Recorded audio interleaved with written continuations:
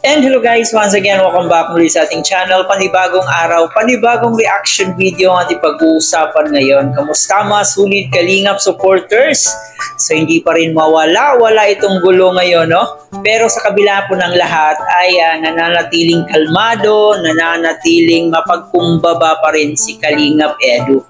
Dito nga po guys ay may komento si Papa Eds patungkol nga po sa bagong YouTube channel ngayon ni Baby B. So yun na nga, ang tanong ng marami guys, kung gusto lang pala ng katahimikan, wala nang gugulo pa, bakit gumawa pa ng channel ngayon? So ibig sabihin, ay planado na po talaga daw nila. So yun po yung mga nababasa natin na mga comment.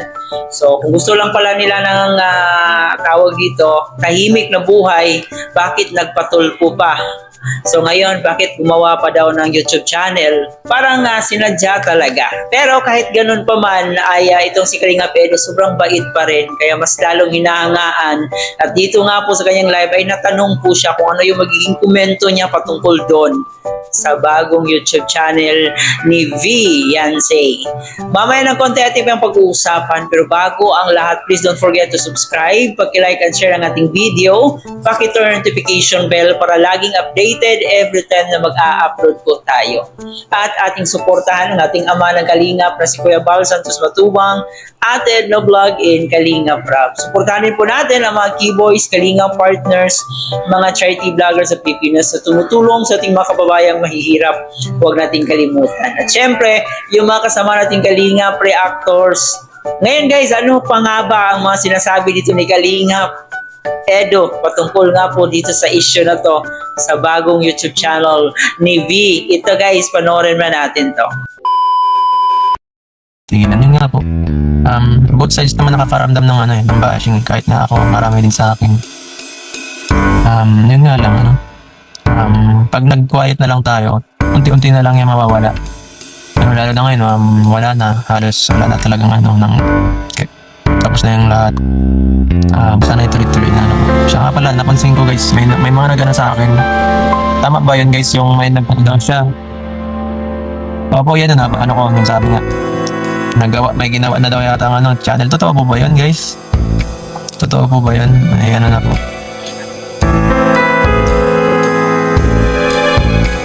Please comment down below. Yes.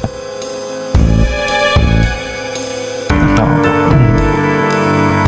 So, yun pa lang, may channel talaga. At yun, kung, guys, lang, sa akin ay, gaya na sabi ni Rob, focus na lang din tayo. Yun ang gusto lang. Hindi pala sabi Rob, sabi ko. Guys, basta guys, yung sa YouTube ng ibang, wala na, yan po, nilabyan, hayaan na lang po natin guys, baka yung iba ay may mga na naman tayo dun, para wala na talaga. Yun na last na to na ko guys, kung last na ako to na pakikialam, last na maliban na lang kung away na may kailangan tayong i-discuss. So yun po, hayaan na lang po natin sila kasi hindi naman natin hawak ang kanilang pag-iisip. Alam na po nila ang ginagawa nila siguro sa sarili nila, kung sa tingin nila yun ang makakabuti sa kanila, let them be. Wag na to tayo magbigay ng komento sa mga YouTube nila, ganyan. At focus na tayo dito sa atin, yung lahat ng Kalingap viewers, mag-focus na lang po tayo dito sa ating mga sa ating iniidolong Kalingap team. Sino man yan, si Jomar man yan, si Mikoy, Kalingap Rap, Kuya Bal, po. At yung mga naman, yung supporter ng Kalingap, wag pong wag lang para silip at kasi baka ma-trigger na naman kayo, baka bigay na naman kayo ng masamang komento. At sana naman yung mga bashing naman sa atin dito na pumupunta, i-save nyo na lang po yan sa panonood dun sa kabit, sana nyo sa mga iniidolo nyo doon, At para masaya na po sa mga iniidolo nyo doon, At para masaya na po kayo, masaya na po kami dito sa aming lugar, sitwasyon nito, i-channel namin, masaya na kami dito po. At sana ay maging okay na tayo sa mga tinahak natin, po. Live araw-araw at upload. Mahirap po mag-live araw-araw kasi nakakapagod din minsan ng shoot, mahirap yung dito guys, yung pagod kasi guys, hindi man kasi pantay-pantay, minsan may mga vlog na inaabot ng sobrang tagal, minsan ginagabi, minsan di talaga kaya. Saka minsan talaga hindi mo kailangan para live ng araw-araw kasi mahirap yung iisipin mo kung ano sasabihin everyday. Si Kuya JP lang nakakagawa niyan eh. Saka si Kuya Val twice a day. Oh, shout out kay Kuya JP, pasensya na, di naman na tayo tuloy sa ating sa ating Bagyaw. Shout out kay Kuya JPB. Yan, sakto yung sinabi mo, Kalingap Edo. Yes po. Salamat kay Kuya Joey. Kuya Ter, shout out. Yan po, magpuyat na lang kayo kakapanood ng live natin. Huwag na tayo, reset na tayo guys, reset na. Back to basic. Shout out yan si Kuya JP, yan. Supportahan din natin yan. At yan Kuya, focus na lang tayo dito sa ating ginagawa dito. Huwag na tayo makialam sa lahat ng mga nangyayari sa paligid, Ako nang Pag medyo, pag medyo sa tingin natin na medyo stable na ulit yung paligid, planuhin ta ulit. Kung kailan, kung sakali, Back to work, yes po. Back to work. Nakauwi na yata sila, di ba? Ako na yung coach ni Kuya Bal eh.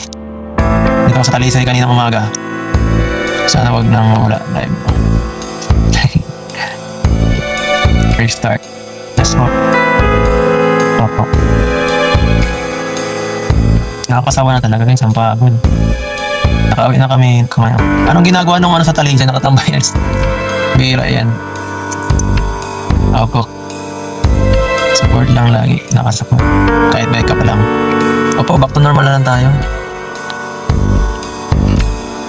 Saan ba kasi nag-extend ng help? Paano si Send? Sana po sa Facebook page po, Ma'am Iyang, yan po. Ma'am Melissa, shoutout Melissa Manan. Sa ngayon guys, parang medyo naglalaylo yung vlog ni Ravi, nakakatakot bilang Kalingap. Siyempre, supportan natin yung ating mga founder. Kasi, mahirap kasi pagka yung naghina yung mga founder. Kasi konektahan yan eh. Pag nagulo yung yung pinaka core, damay pati yung mga nasa baba nito. Lahat yung tatamaan.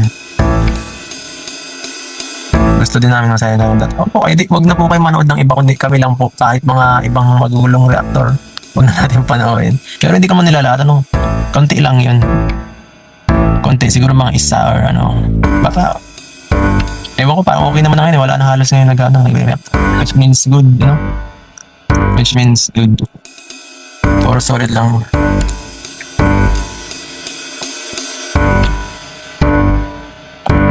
Ewan ko nga kung Kalingap yun eh. Basta, ako kasi dami kong pinapanood ngayon. Sobrang na-stress na rin ako eh.